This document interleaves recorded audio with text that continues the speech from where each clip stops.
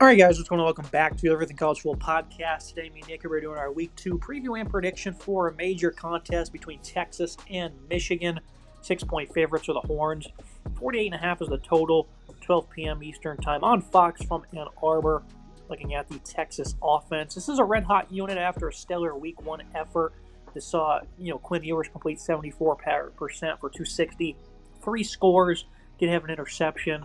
And they were even able to get Arch Manning on the field for a couple of snaps as well. This is a great passing attack that replaced a lot of talent from last year, Nick, but they've had no problem replacing that. We didn't think that they would. Matthew Golden had 50 yards and 2 touchdowns. Jonte Cook, a stellar true sophomore, was a third leading pass catcher. And then Ryan Wingo, a 5-star athlete, he had 70 yards leading the team there. Isaiah Bond got involved, as a pass catcher with a team-high 5 grabs. He had a touchdown. He had a 25-yard rush as well. This is a team that's incredibly deep here. And Sialis Bolden only had 1 grab for, 5 yards and a touchdown there, too. So he's a very athletic speedster, 160 pounds. He's a guy that can, win in the middle of the field, mainly in the slot.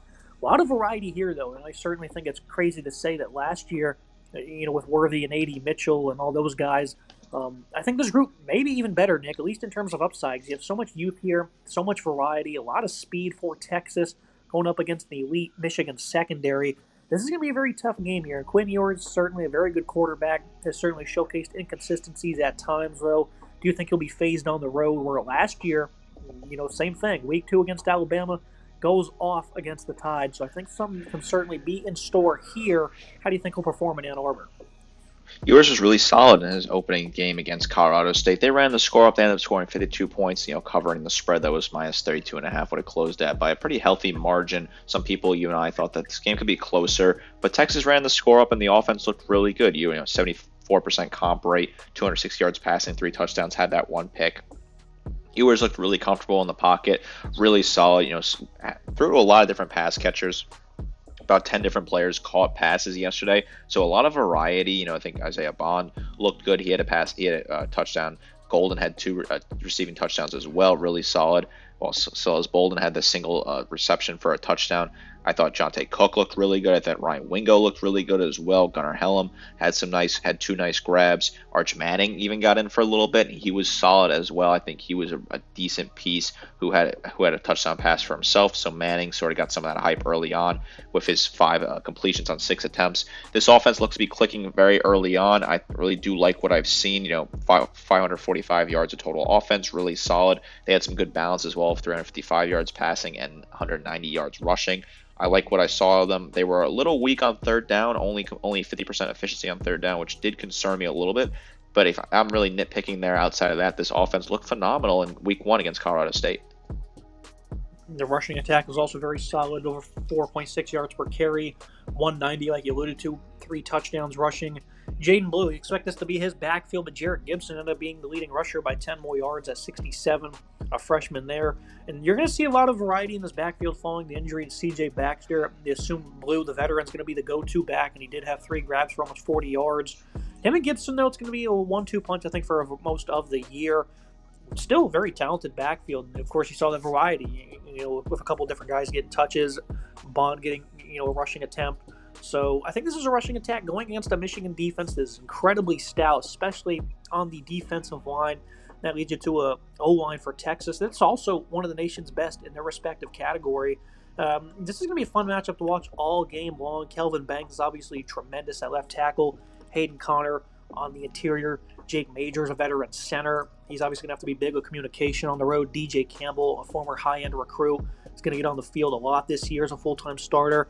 And then you want to see how Cameron Williams, being implemented at right tackle does. I thought he was really good in the debut, especially as a run blocker. Did allow some pressure. So he's certainly going to be maybe the weak guy you look to try and target if you want to generate some pass rush. The rest of this O-line, though, is pretty rock solid, especially on the interior, Nick. It's going to be a great matchup in terms of physicality because Michigan, they are phenomenal up front as well on that side of the ball.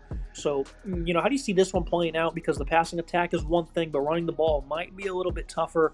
And again, Week 2 last year against Alabama, running the ball was tough, but they did enough to stay ahead of the sticks and then allowed Ewers in this passing attack to click. I certainly think they're going to try to rely on passing more against Michigan. I think they're going to have a better chance of success doing that. The running against Michigan is very tough, so we'll get to that Michigan defense later. Though the offensive line held up really well here. I think, DJ Campbell looked good. Cameron Williams, thought he was solid. Kelvin Banks was good at left tackle, gave Ewers a lot of time to throw the ball, gave him a good opportunity to sit in the pocket and pick out his passes. It's going to be tough going against a very strong Michigan defensive line. How will this unit stand up? I like to think they're going to play pretty solid, but this is definitely a huge test on the road. We've seen Texas pass these tests with flying colors in the past, like you've alluded to, so certainly something that they can do. This is a tough matchup, though, for this offensive line. Definitely one you want to keep an eye on. Can they win the battle in the trenches? I'm looking towards them potentially winning that battle. I think they're going to, but it's certainly going to be close. This is a tough battle if you're a Texas fan. And moving to the Michigan offense, obviously there's question marks all offseason long following the departure of pretty much everybody on this unit.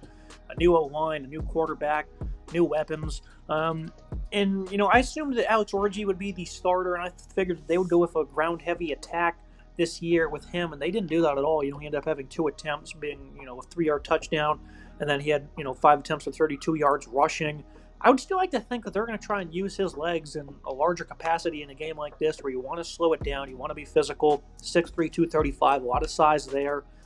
Davis Warren was the starting quarterback. We didn't have that one penciled in at all. We did a full episode talking about who we thought would be the starting quarterback, Nick, and we didn't project him one bit. 118 yards, less than 5 yards per attempt, had a score, had an interception as well. Colston Loveland ended up having 87 of the team's 121 yards receiving. He had a big touchdown late as well. Tyler Morris, I think, provides some speed. Samaj Morgan as well. Got to find ways to be creative with those 2 players, and I think they certainly will. Loveland, of course, is one of the nation's best tight end. This is concerning, though, Nick, against an opponent like Fresno State, which is a good football team, not great by any means, one that you should be able to have more success through the air on, I would say. Loveland can't do it all, though. Morgan and Morris, again, those are guys I think you can look to. Edwards, Donovan should be able to provide in the passing game at times. They were no good, it seemed, Nick, throwing the football, and that's what we talked about in the preseason. We didn't think they would be very solid, and week 1 was not very pretty in that regard. Got to find ways for this offense to be more effective, and I think still a quarterback rushing-oriented offense might be the way to go. Red flags are flying if you're a Michigan fan in Ann Arbor, and you have to be concerned with how this offense looked last night because they were absolutely abysmal. 4 of 11 on 3rd down, only 18 first downs, the same number that Fresno State had. 148 yards rushing, 121 yards passing, 269 total yards of offense. Just a very poor day across the board. Davis Warren was announced as a starter about 2-3 hours before kickoff. I sent you a text about that. You and I were both shocked. Couldn't believe it. Didn't make any sense to me. You thought Orji was going to do it. I thought they might have gone with Jack Tuttle. I thought that might have been a solid pick. Warren just didn't seem to be the right pick at all, and he did not have a great day at all. 15 to 25 for 118, 1 touchdown, 1 pick. Not a great pick that he threw either. Relied on Loveland a lot. Loveland got a lot of targets, those 8 grabs and the touchdown. But like you were saying, Loveland cannot be the only guy in this offense. You're going to have to find a way to target other players because if you just rely on your tight end, it's going to be easy to scheme up as a defense against that and really take that out of the play. I thought Donovan Edwards looked poor in the pass game. I thought Morgan didn't look great either. I think Bell and Morris, they didn't look phenomenal either. I'm extremely concerned with this Michigan passing attack. I really don't know what this offense is going to continue to look like because they're playing a much better defense here in Texas. Certainly a tough start for them through the air. In the rushing attack, you look at them, Donovan Edwards, cover athlete, a guy who wasn't very good last season. Before the national championship game, he only had 2 games over 50 yards, and that was for 52 and 50 exact. Wasn't very efficient last fall. Had a big game against Washington that really boosted up his totals. Yesterday wasn't very good. 27 yards on 11 attempts, about 2.5 yards per carry. Khalil Mullings, more of a power back, had a good outing, 92 yards on 15 attempts, 233 pounds. Obviously, this game's going to be built on physicality. And then Orji, of course, I'm expecting him to get involved a little bit more. And I think you'll see some of these wide receivers in terms of misdirection and creativity get involved in this game. Less than 150 yards rushing, though, for Michigan in the season opener. And this is an offensive line, again, it's kind of, relatively put together. Inexperienced guys on the left side, though, Miles Hinton and then Josh Preerby, the Northwestern transfer. Those guys were pretty good, I thought. Those are 2 veterans they can certainly lean on. The rest of the unit, how will they do? Because Texas, they're pretty big and nasty. They don't have the guys they had last year. This is still a team with a lot of size, though. Dominic Guidance, he was good at center for them as a pass blocker. Giovanni El Hadi, a guy that's been in the program for numerous years. You expect him to be pretty good. Evan Link, I think you can consider him the weak link on this offensive line. He was no good at right tackle for them. A very young player. There's going to be a lot of heat coming his way, a lot of athleticism he's going to have to match up with. So I think you're going to look for Michigan to be in these tighter bunch sets. A couple of tight ends out there trying to help out this offensive line in terms of running the ball. And they want to be physical, Nick. There's no secret there. This offensive line, though, a far cry from what it was a season ago. But this will be a great test to see how they compare, because last year this probably wouldn't have been that tough of a matchup for them, even though Texas was elite against the run. Michigan was just that good and physical. They had all that experience. But this year might be less than ideal, especially with the weaknesses at quarterback. I mean, this is not great for Michigan. This is certainly a tough matchup for Michigan. When you look at it, I don't know what's happened to Donovan Edwards. He is not the same player that he was in the past. Certainly a tough outing for him. Mullings looked good at times, nearly 100 yards rushing, 6.1 yards per carry. Orji looked not bad either. But they got to find a better way to be more consistent running the ball, because the stats are just not good enough. 148 yards rushing against Fresno State is not a good enough statistic. The offensive line, Evan Link certainly worries me at left tackle. The entire side of the left offensive line worries me. The right side, I think Andrew Gentry wasn't terrible at right tackle, but the offensive line still, I have a lot of concerns. There are a lot of question marks for this Michigan offense. They really did not do anything. They were in a dogfight with Fresno State, who, no disrespect to them, they're not a bad team. Michigan was only about 20.5-point favorites, but they were in a dogfight with this game late in the game, and they really got helped by some strong defense in that fourth quarter to bail them out of this game. Now you look at the Texas defense, again, a unit that was very stout against the run a year ago. And, that's something I talked about with the Horns for a couple of years before 23, is they've been very good against the run. Obviously, they don't have the same guys they had last year of Tavondre Sweat and Byron Murphy moving along. There's still a lot of size and a lot of depth on this D-line. Only gave up 118 rushing versus Colorado State, so a very good opener for them. You look to guys like, Barron Sorrell, Alfred Collins, Ethan Burke, I think is a very good defensive end. Bill Norton, an Arizona transfer who played at Georgia before that. Vernon Broughton, redshirt senior. So, there's a lot of depth here. Trey Moore, a guy they certainly think in terms of pass rushing will be very good for them. This is a defensive line, though, with a lot of different players, Nick, and I think this is a tough matchup for Michigan across the board, because we talked about the lack of experience. Maybe on the interior, they're certainly not as strong. Right tackle might be an issue for them. Very good defense here. Jermaine Loyal as well. The defensive line, there is so much versatility here. They're very excited about what they have. And Trey Moore, a guy who certainly only played a couple of snaps yesterday and wasn't all that good. This is an opportunity for him to shine early on in this season. This is a tough matchup here. I think Texas certainly has the big edge, though. This is a defensive line that has a lot of solid pieces. Definitely you need to see more of some of these guys. Trey Moore only had one tackle yesterday. Didn't do a whole lot for me. Some of these other players on the defensive line didn't do enough, in my opinion. Ethan Burke, I wanted to see more out of him. A bit disappointed in some of his appearances early on. I think some other pieces there. Bill Norton, I want to see more out of him. Alfred Collins, I want to see a little bit more out of him as well. I think both these guys have to have better days. Collins only had one tackle yesterday. This is still a really strong unit, and they were strong yesterday against the run, giving up 118 yards on the ground. Not terrible, 3.7 yards per attempt for Colorado State, so a decent enough unit. Michigan's going to look to run the ball. They want to have success running the ball. That's sort of a battle you want to look at. Can Michigan find any success running the ball on the ground? They didn't have any success against Fresno State. They're playing a better defense here that had a bit of a weaker day against the run in Texas. Is that a matchup you want to highlight? Is that a matchup you want to look at? Certainly something to keep an eye on. Yeah, they only had 5 TFL, didn't record a sack, so the D-line certainly left a lot on the table. This is a unit that I certainly think with, the guys that they want to be out on the field playing increased reps, they'll certainly see that production tick up. Anthony Hill at linebacker, he's a great player for them. Obviously, a lot of athleticism here. 5 tackles for him, had a TFL. He's going to be tremendous this year, and against the run, he's going to bring a lot of physicality.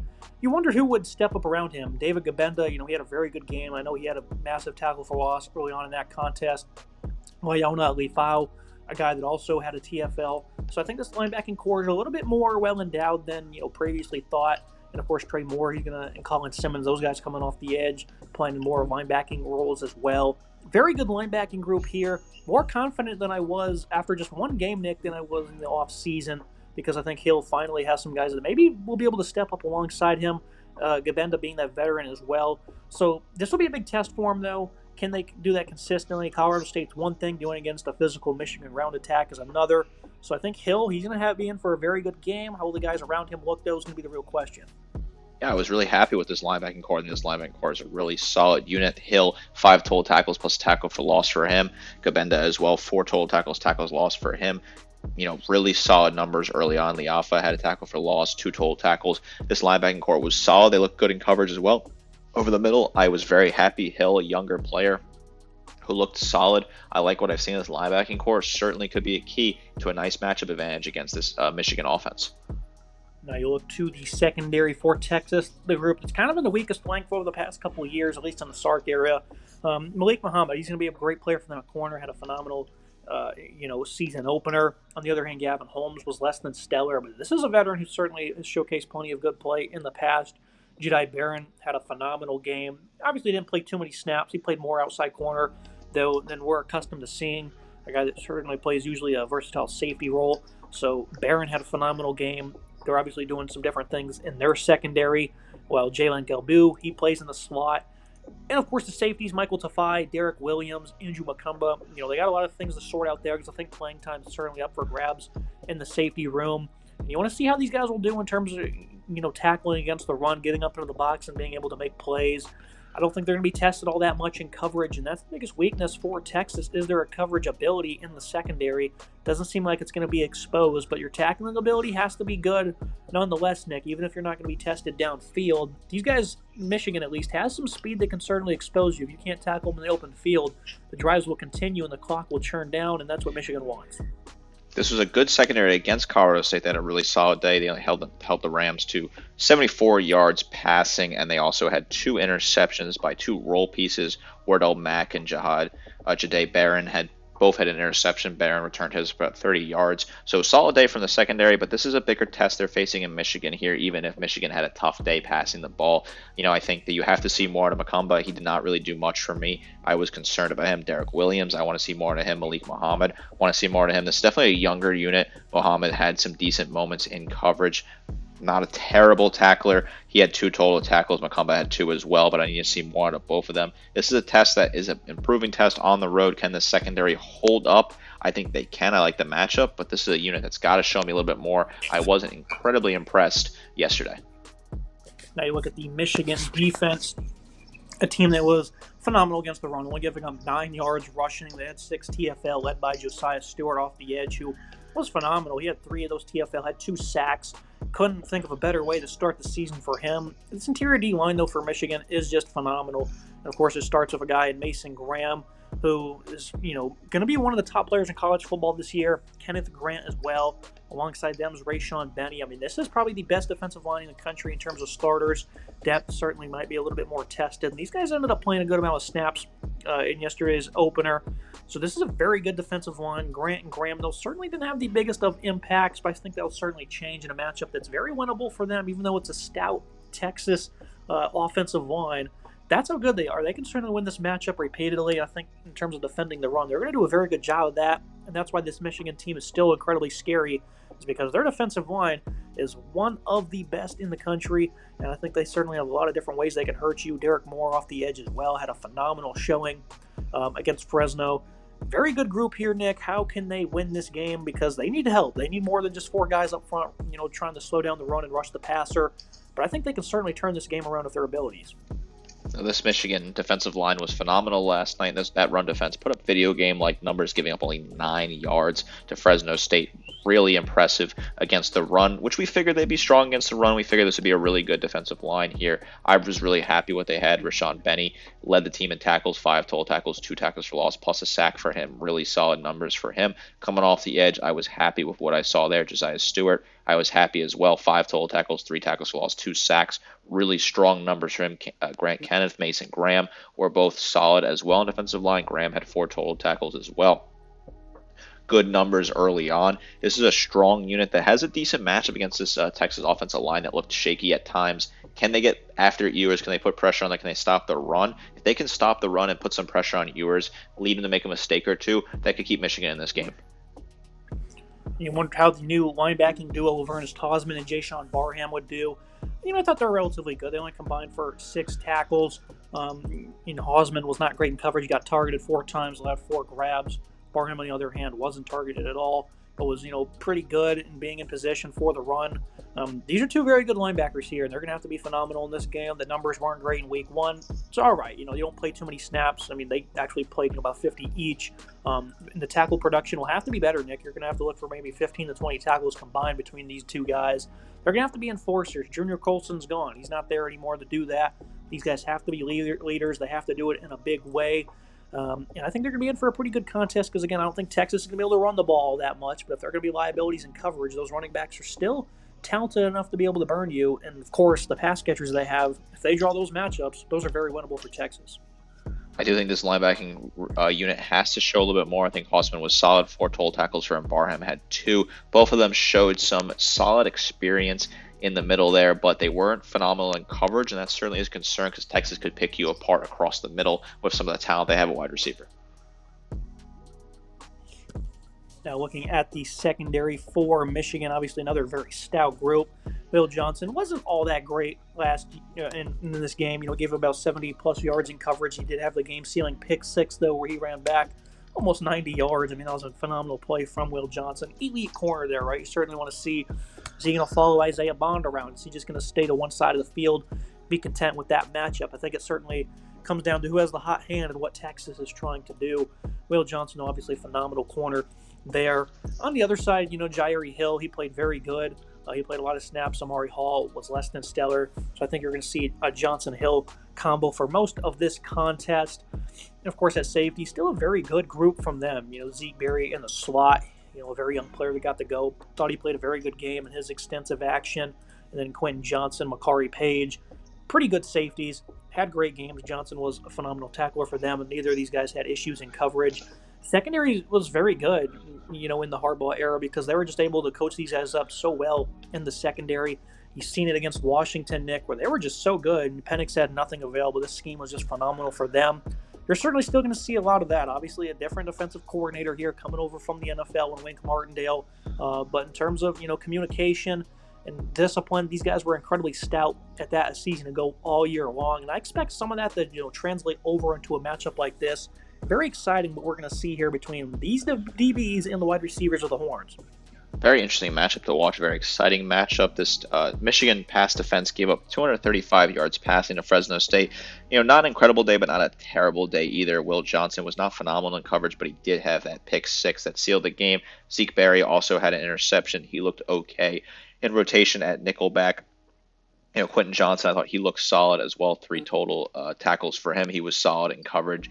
Makari Page as well was decent in coverage and a good tackler with 5 total tackles, tied for the team lead. This secondary has a tough matchup here against Texas. This wide receiving room was really strong in week 1. There's a lot of balance there. Can they find the way to cover all these guys and look strong? Certainly something to keep your eye on.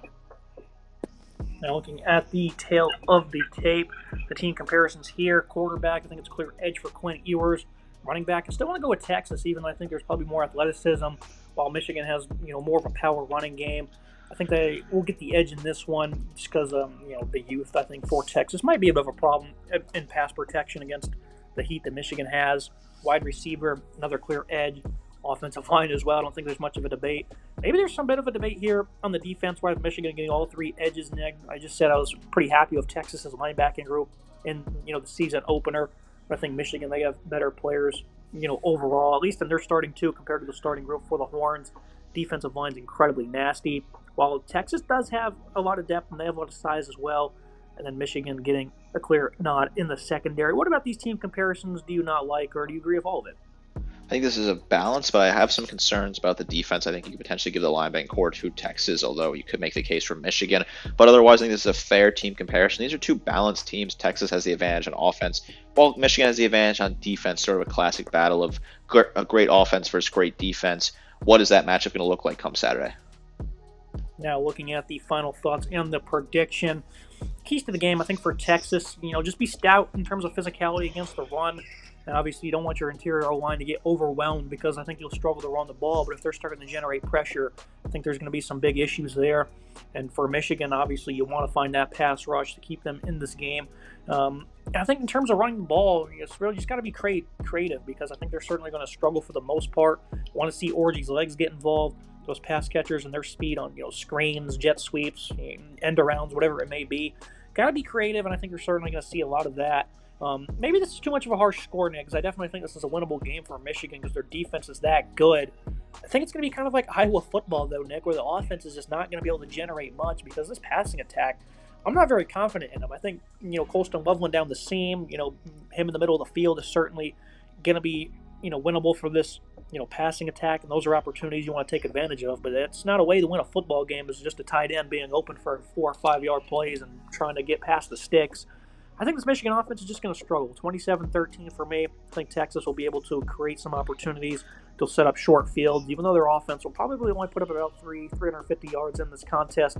Horns are going to win it. I think, obviously, that's what the sports books want you to believe. They're just going to run over the Wolverines, and I'm not fully convinced they will. I just don't think the offense will generate enough for Michigan in this contest. I'll take Texas by, 2 scores. I'll take Texas to win this game as well. I think it'll be a little bit closer of a game. I do think Michigan will get a defensive touchdown, put himself, or a turnover, again, put himself in good field position and keep this game a little bit close, but I think Texas will pull away late.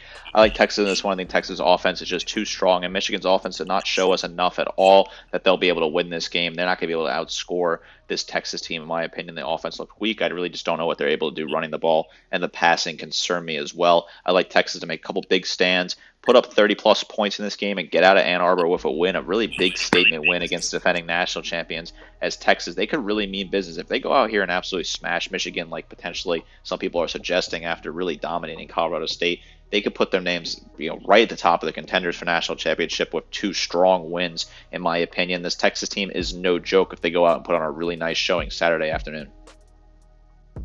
And again, I think we need to see quarterback-oriented legs, and if they can, leg usage, that is, and if they can do that, I think they have a real chance of winning this game, slowing it down, allowing their defense to get some rest, and they'll also be able to do their thing. Michigan can win the game if they do that, Nick, but if that's not the game plan, I just don't see how they can win in this game. Orji has to see at least 10 to 20 carries in this contest. I agree. I think they have to find a way to run the ball more successfully, give Orji his legs an opportunity to run. I don't think that Warren is really going to be the guy at quarterback. They're going to have to make a change, I think. Got to scheme up the playbook later. Donovan Edwards has to be better in this game. Can this offense run the ball more efficiently? That's the key to success for Michigan. And they can win the game doing it like that because they did it against Penn State last year where they did nothing but run the ball 40 straight times, completely shut down the passing attack, and that's how they won the game. So it's obviously a strategy that's quite viable for Michigan. So I'd like to see Sharon Moore implement that. If they don't, it's going to be a long day. That's going to be it for today's episode, Nick. As always, appreciate you joining me. Looking forward to watching this marquee matchup in week 2. Make sure to like, comment, subscribe. See you next time.